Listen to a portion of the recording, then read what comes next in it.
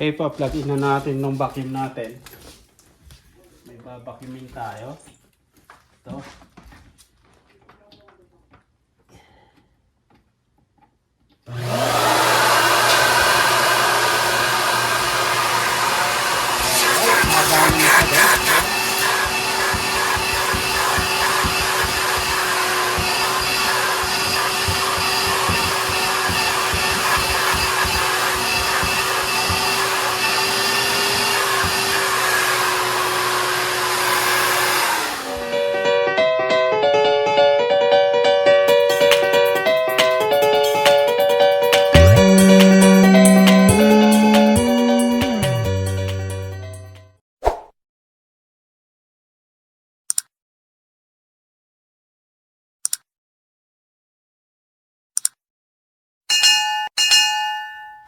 Right. Ito yung vacuum kahapon na nabili natin sa garage sale.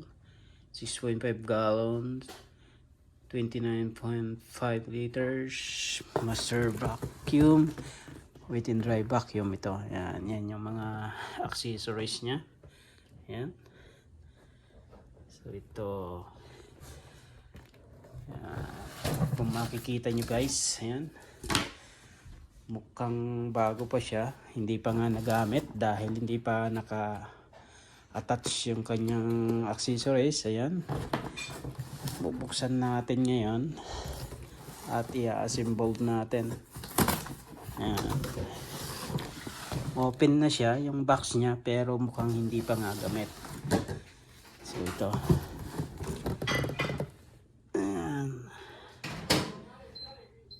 so sabi ng may-ari may $100, so maybe close to $200. Ayan.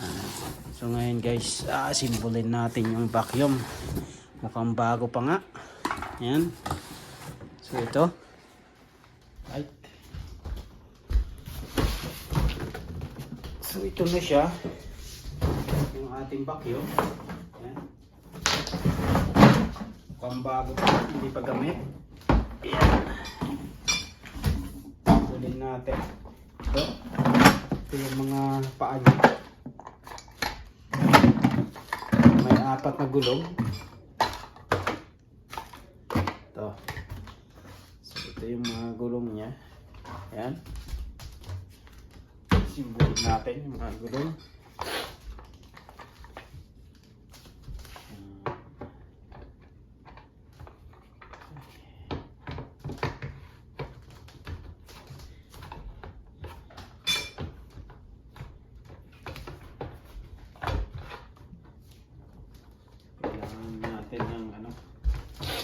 Tools.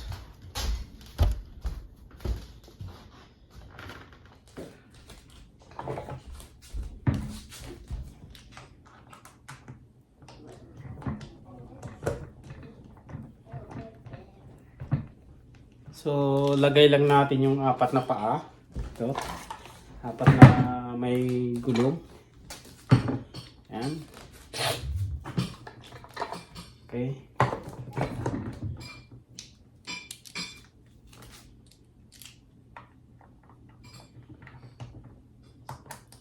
So not bad for $35.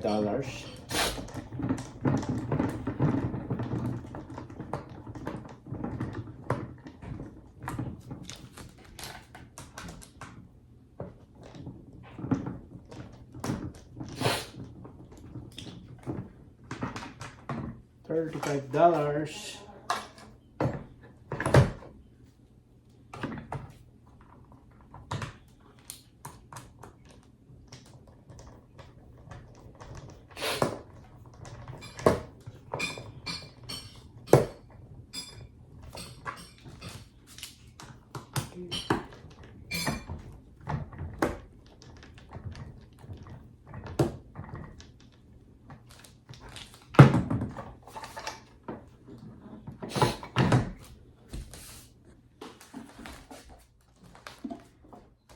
Ayan, nalagay ko na yung 4 na gulong guys. Ayan, yung 4 na paa niya. Ang ini-next naman natin ito. Ang bago pa nga talaga oh. Next natin, itong filter. So ito, filter naman. So ito lang, susuot lang to. Then ihit. Ayan.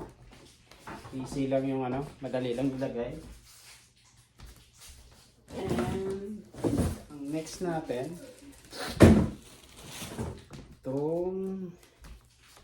ito. Bakit nga pala may ganito to? So ito. So hindi na kailangan niya. Ayan. So dahil nailagay na natin yung filter, lalagay na natin dito. So, sarado na natin. Ayan. Okay. Of course.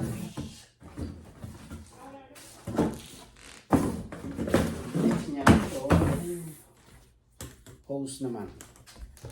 So, hanapin natin. Ito. So, ito yung ventilation niya ito. At itong hose naman dito lang to. Yan. Yan. So, madali lang. Yung hose, ayan. Then, ito yung attachment niya, yung accessories niya ito. Ito. Ayan. Ito. Ayan. Ito yung attachment niya. Mukhang dugtong-dugtong lang. Ayan. Ito. So, depende sa gamit kung anong gagamitin. Ayan. At dahil ito ang gagamitin ko ngayon, ito ang ilalagay natin. Ayan. Okay. Ayan. Ang gagamitin natin. Ito pala yung ano niya, oh. Master vacuum. Ayan. Ito yung manual niya. Pero hindi na ako gumamit ng manual, guys, dahil ano, alam ko naman, madali lang to. Ayan, nabuo ko na siya. So ito na yung ating vacuum. Ayan. Right. So at ngayon naman, ipa-plugin ko lang itong ating vacuum. May babacuumin ako dito. May sasampulan tayo ngayon dito. Itong couch, itong sopa. And guys, tingnan natin. Sasampulan natin itong vacuum. Okay, pa-plugin na natin itong vacuum natin. May babacuumin tayo. Ito.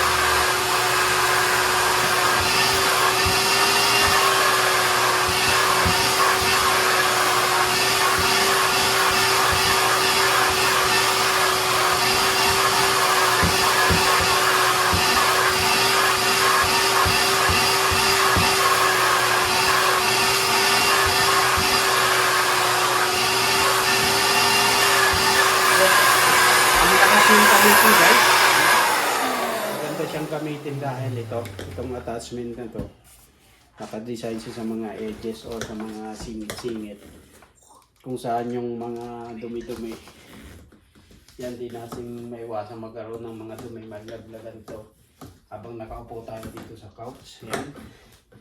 So ito yung ginamit ko dahil pang singit-singit to, mga corner-corner. Ayan. So try natin ulit dahil madumi, ang daming mga dumi. Siguro pag kumakain tayo, ayan, nalalaglag ako, kumakain tayo, yan yung mga dumi na babakin ko.